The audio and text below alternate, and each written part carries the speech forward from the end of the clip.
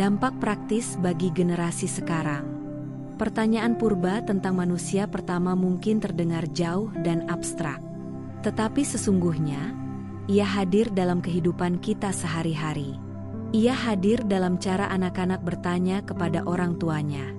Ia hadir dalam ruang kelas ketika murid menatap gurunya. Ia hadir dalam masyarakat ketika umat menunggu suara dari pemimpinnya. Bagaimana kita menjawab pertanyaan itu akan menentukan arah generasi. Karena setiap jawaban bukan hanya pengetahuan, tetapi juga pendidikan jiwa. Anak-anak lahir dengan rasa ingin tahu yang murni. Mereka bertanya tanpa henti. Siapa aku? Dari mana aku datang? Siapa yang pertama kali hidup? Pertanyaan-pertanyaan itu sering membuat orang tua kewalahan. Jawaban yang cepat biasanya berupa larangan. Jangan tanya macam-macam. Tetapi larangan seperti itu bisa memadamkan api pencarian sejak dini. Orang tua bijak tahu bahwa tidak semua pertanyaan anak harus dijawab tuntas. Yang lebih penting adalah memberi ruang agar pertanyaan itu tumbuh bersama usianya. Jika seorang anak bertanya siapa manusia pertama, jawaban yang sehat bukan sekadar, Adam adalah manusia pertama, atau itu hasil evolusi. Melainkan, ada banyak kisah tentang asal-usul manusia. Ada yang datang dari kitab, ada yang datang dari ilmu.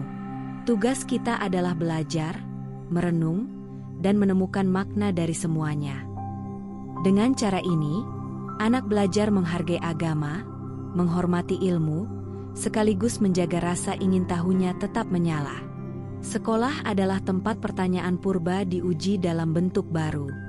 Guru agama menyampaikan kisah kitab, sementara guru biologi mengajarkan evolusi. Murid sering merasa terjebak seolah harus memilih salah satu.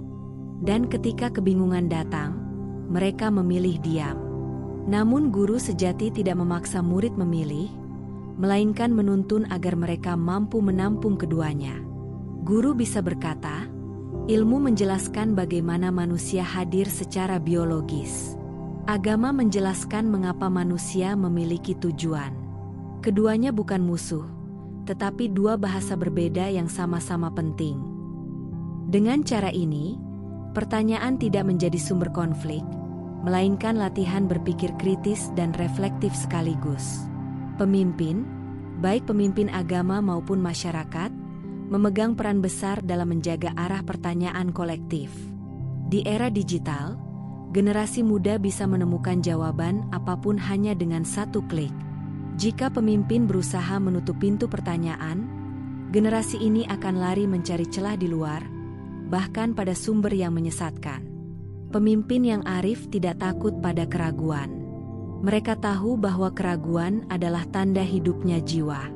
Mereka tidak menghakimi pertanyaan, tetapi menuntunnya. Mereka tidak berkata, "Jangan tanya, itu sudah pasti," melainkan berkata, "Mari kita renungkan bersama. Mari kita gali maknanya. Mari kita pahami simbolnya."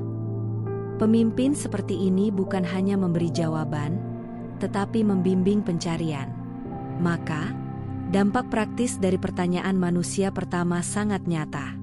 Pertanyaan itu bisa menjadi beban menakutkan bila dijawab dengan dinding tembok. Tetapi ia bisa menjadi jalan kesadaran bila diarahkan dengan bijak. Orang tua, guru, dan pemimpin memiliki tanggung jawab yang sama, menempatkan agama sebagai jembatan, bukan penjara.